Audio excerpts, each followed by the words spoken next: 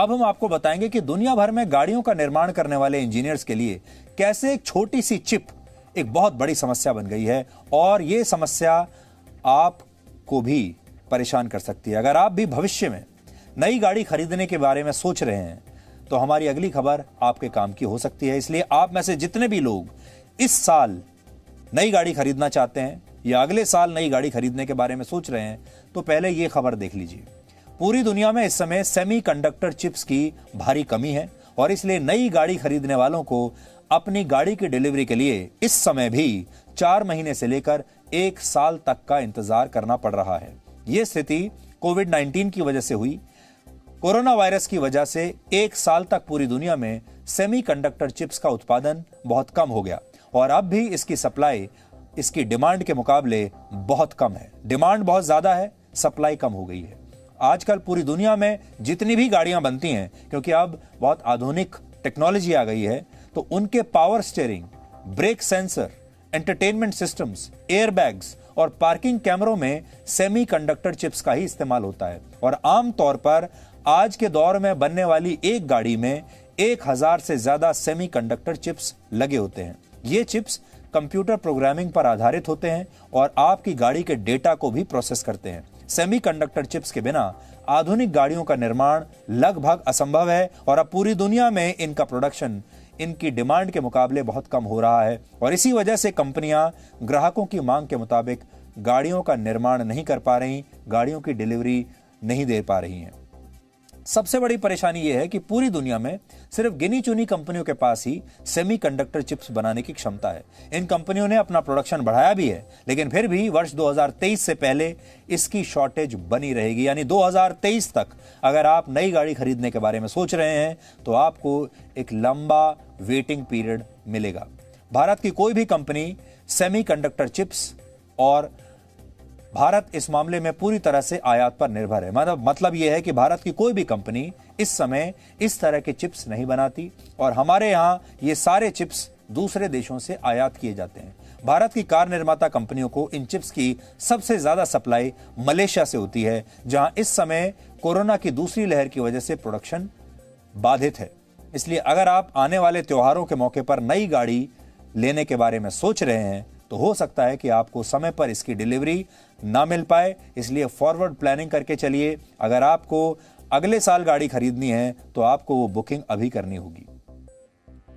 Auto industry से जुड़ी आज की दूसरी सबसे बड़ी खबर यह है कि सरकार ने वाहन उद्योग के लिए 26,000 करोड़ रुपए के प्रोडक्शन लिंक्ड इंसेंटिव यानी PLI की योजना को मंजूरी दे दी है। इंसेंटिव का मतलब होता है प्रोत्साहन और इस योजना के तहत उन कंपनियों को प्रोत्साहन दिया जाएगा जो भारत में अलग अलग ऑटो पार्ट्स का निर्माण करती हैं या करेंगी।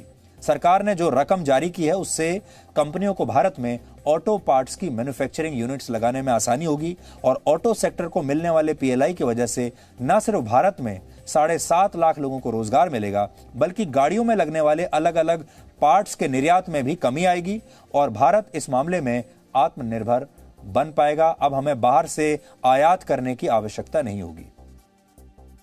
इस योजना के तहत कंपनियां गाड़ियों में इस्तेमाल होने वाले electronic power steering system, sensors, sunroofs, adaptive front lighting समेत कई तरह के पार्ट्स और मॉनिटरिंग सिस्टम्स का निर्माण भारत में ही कर पाएंगी।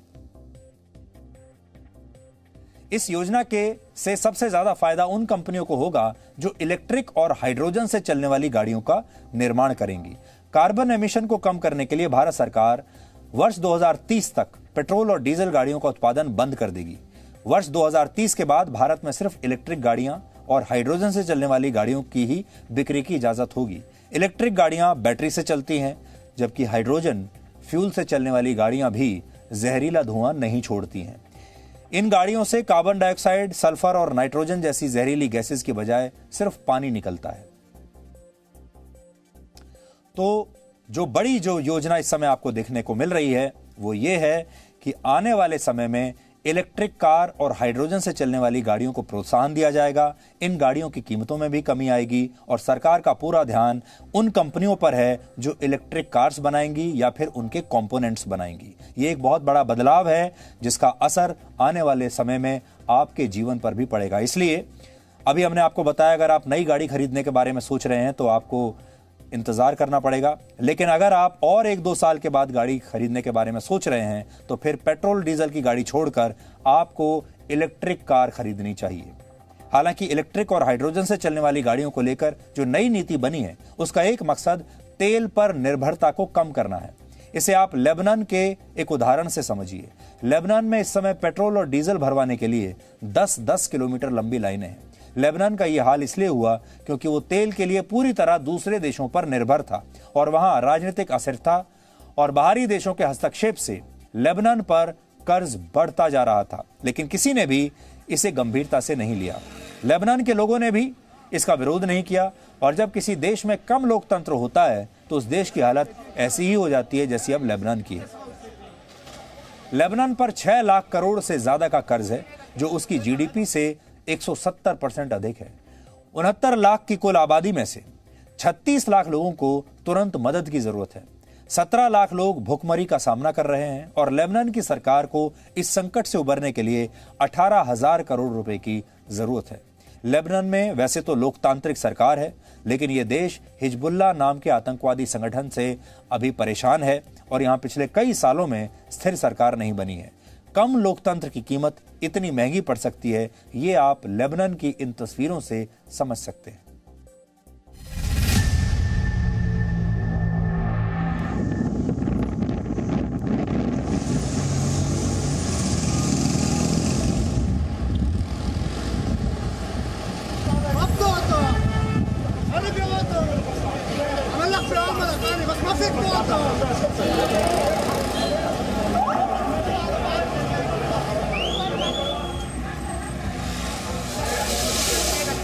هذا 10,000 بقى عيرناه يا عم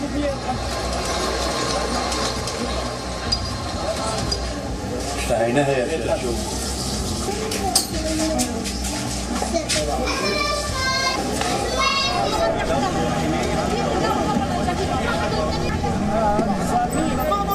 بعدين تعبنا على 50 دور بطلوا مع شدكم.